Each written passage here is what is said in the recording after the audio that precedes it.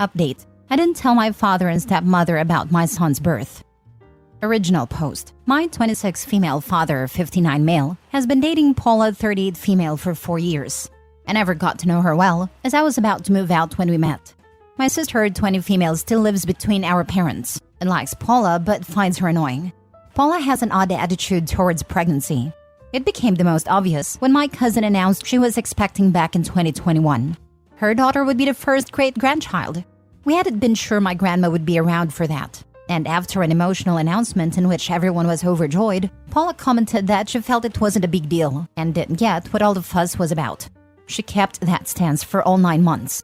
But once the baby was born, Paula suddenly became a bit too interested in her, which my cousin was clearly uncomfortable with. My husband, 28 male, and I announced our pregnancy earlier this year. At first, my father was over the moon.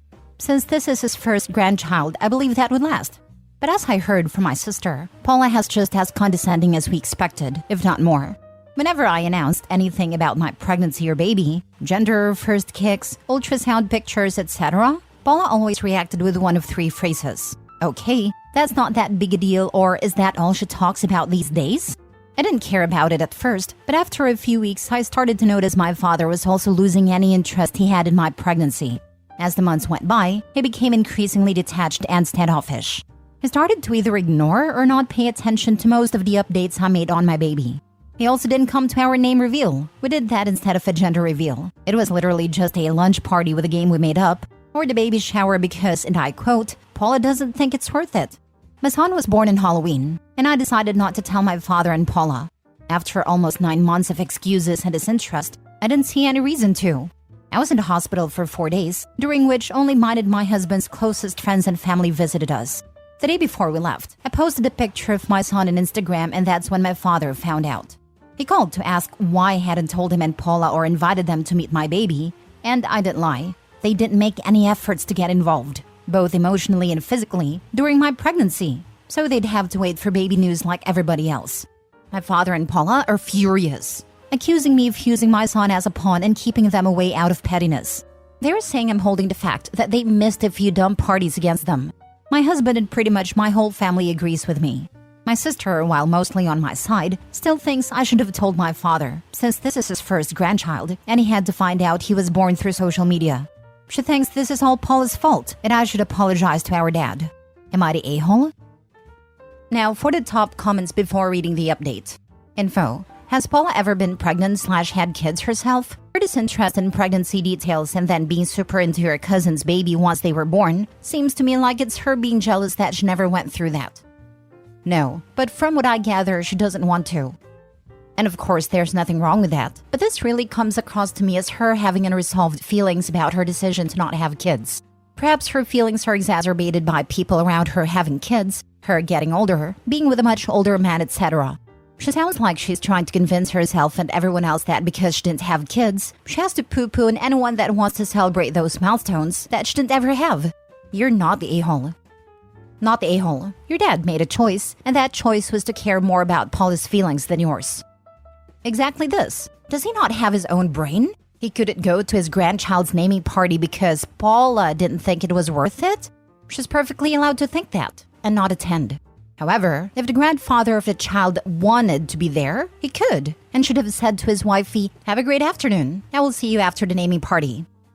Lol, not the a-hole. And furthermore, 1, don't have any second thoughts about if what you did was right or wrong. 2, the BS. He, your pops, might not have/probably didn't know or wasn't aware. It's all bull. He is a grown man who has children of his own. He knows everything that happens during a pregnancy. 3, you get what you give. No relationship should be an excuse to treat people horrible. It gave off I don't care vibes, and you just reflect it back. You shouldn't have to go out of your way. Your job is to grow a baby. Your dad's job is to grow a pair. You're doing great. Set the boundaries and stick to them. You don't owe them a relationship with your son. That needs to be earned and nurtured by him. Good luck and congratulations. Update. Most of the comments helped me understand that I did the right thing. Maybe I was the a-hole, but I had the right to be one. My final conclusion was, be rude to me through a hard time in my life? Fine. Have fun in the peanut gallery. I decided that I wasn't exactly comfortable with the idea of Paula holding and cooing over my newborn after almost 9 months of rudeness and lack of acknowledgement. So, I told my father that while he was free to come to my apartment and meet his grandson for the first time, I didn't want Paula to tag along. My intentions weren't to ban her forever, but rather to just wait a month or two, or in a perfect world, until she apologized. We had a small fight over it, but my dad agreed and came to meet him without Paula. He visited us a couple more times that week. During these visits, he was cold and short with me and my husband, and I ended up being cold in return. This was admittedly not my proudest moment, but I was too tired and angry to care at a time. A little under 2 weeks ago, my paternal aunt and 2 cousins, including the one I mentioned in my previous post, came from out of state. My cousin stayed at my apartment while my aunt stayed at my father's. During her stay, my aunt caught several instances of Paula openly bad-mouthing me and my unfair treatment of her, but didn't comment on it at first. And then the day before she left, she watched my father not only agree with Paula, but call me childish and ungrateful as well. Like most of my family, my aunt knew the whole story. She told them both off for how they treated me during my pregnancy. My sister was there and eventually joined in. The result was apparently a huge fight between all 4 of them. Eventually, my sister started crying. She drove to my place and told me everything before falling asleep on my couch. My father called me and we fought.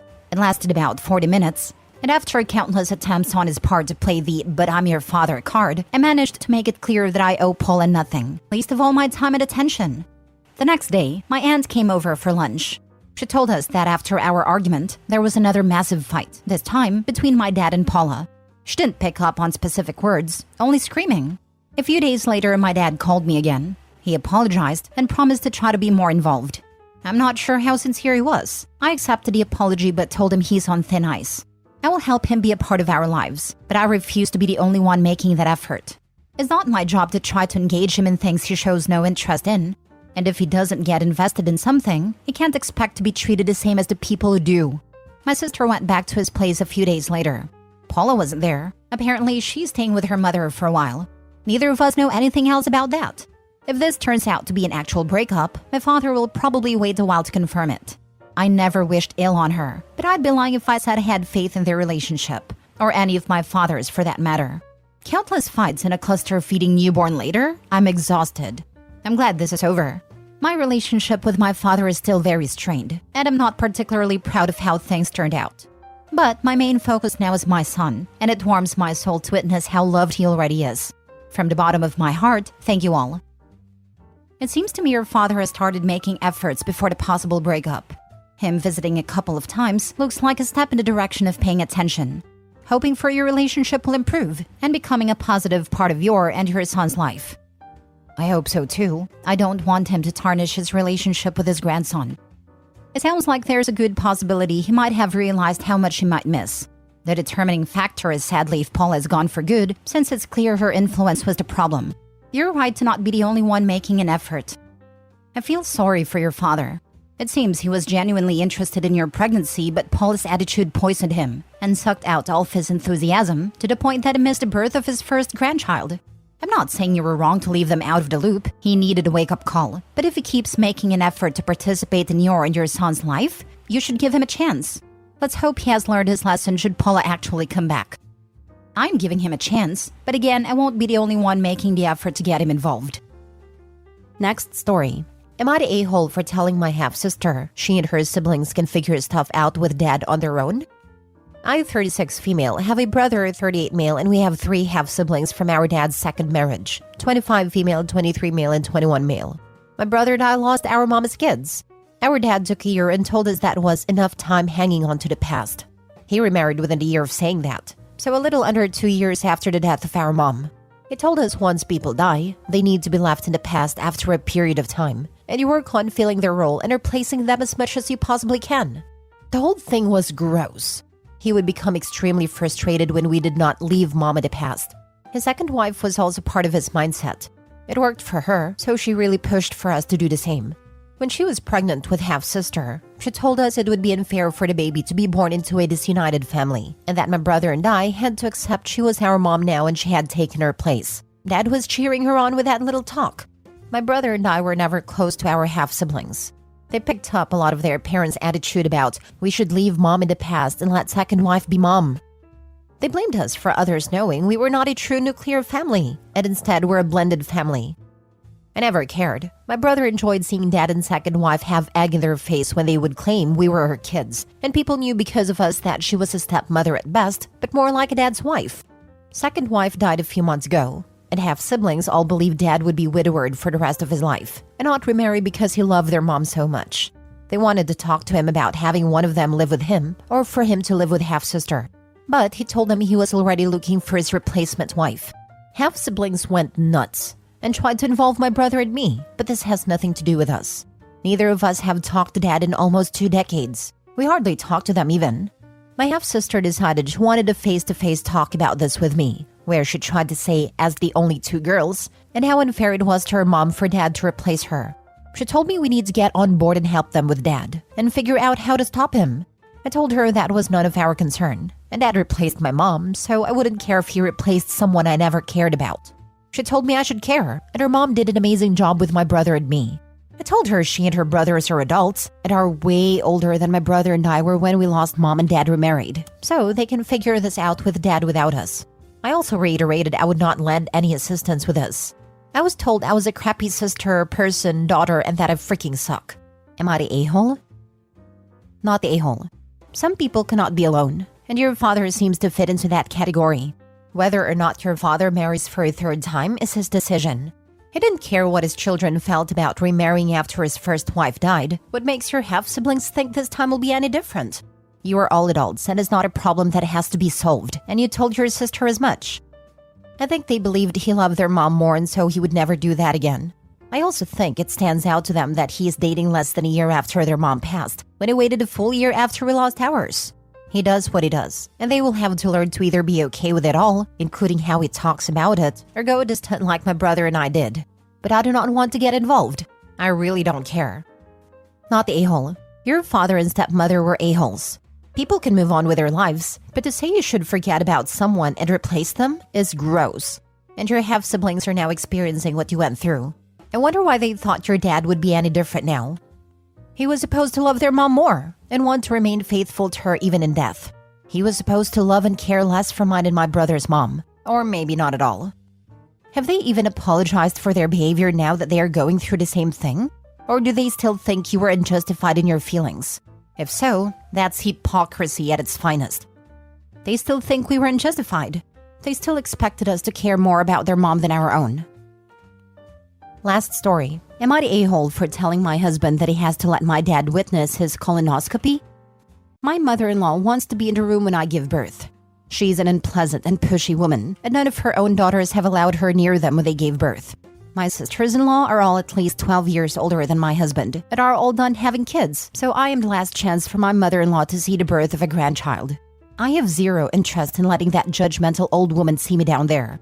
She has objected to me from the beginning because I have tattoos and I'm not in any way interested in being a stay-at-home wife. I have a lot of tattoos and a career I plan on continuing. And I have tattoos down there that are none of her business. My husband is her baby boy. He is a good husband and has stood up for me against her many times. When she tried to interfere with our wedding, he put his foot down.